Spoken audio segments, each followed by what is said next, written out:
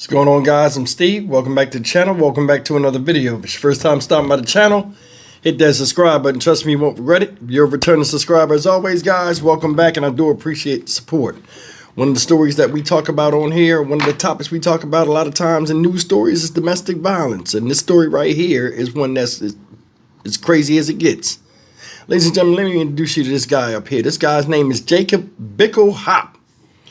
Mr. Bickelhop is an abuser with a history of domestic violence against women, namely his wives.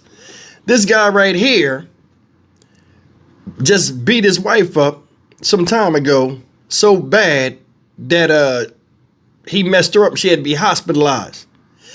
If that's not bad enough, right?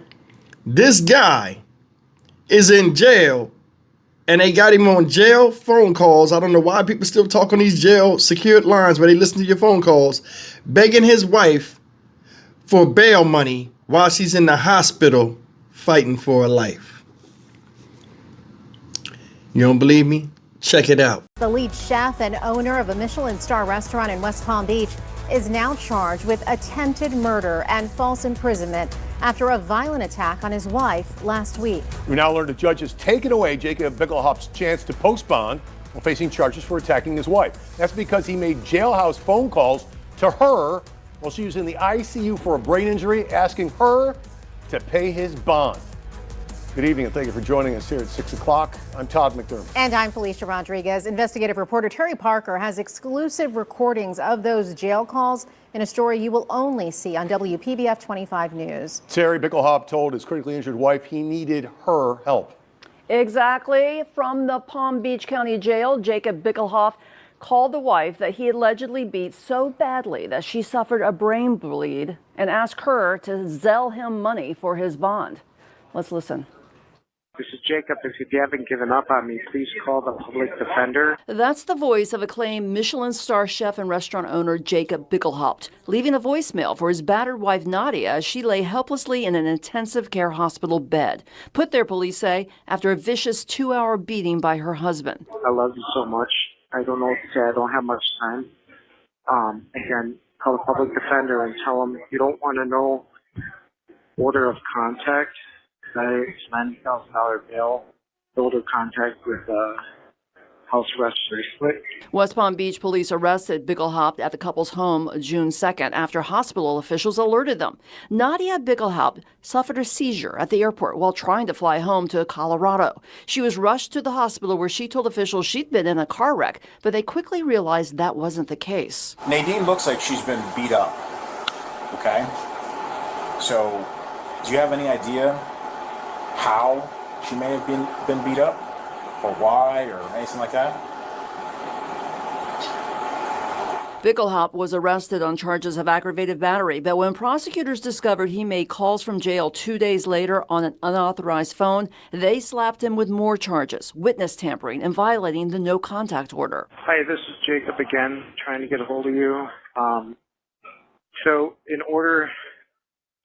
here's the deal. I know there's a lot going on in really bad shape. I'm going to be here for a very long time if you so choose, like maybe a year. If not, if I don't post my bond for $90K, so it's 10%, $9,000. Bickelhop left the messages on the line for his and his wife's restaurant, Conroe, which forwarded them to his business partner who called police. You have to call this number if you want to help get me out, and we'll Zelle or Cash App $1,500, and then the bail bondsman will come and pay the $9K, and then we'll pay off the rest in payments. I'm not trying to sound insincere right now. I really don't have a lot of time.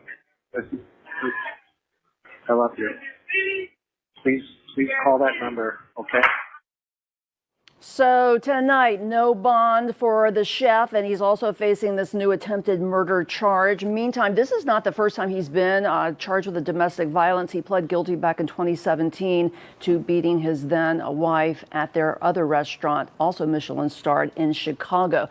Also tonight, I've learned that Nadia has today been released from the hospital. She is having to face a very long road of recovery and therapy, according to a close friend.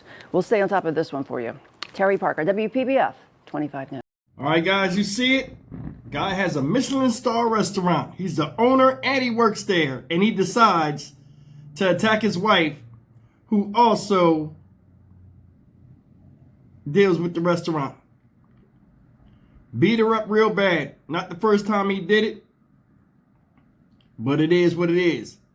Told you before, these guys that do this type of stuff, they have a childlike nature inside them where they cannot suppress their emotions and they cannot resolve conflict.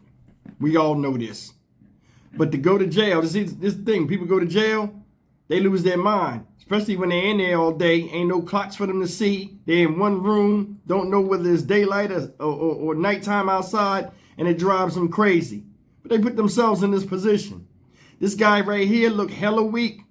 And there's a lot of dudes in jail. A lot of you guys been to jail before. You see them, they get on the phone, making all these veiled threats and I'll do this, I'll do that on the phone after doing something crazy to somebody in a domestic disturbance or abuse case.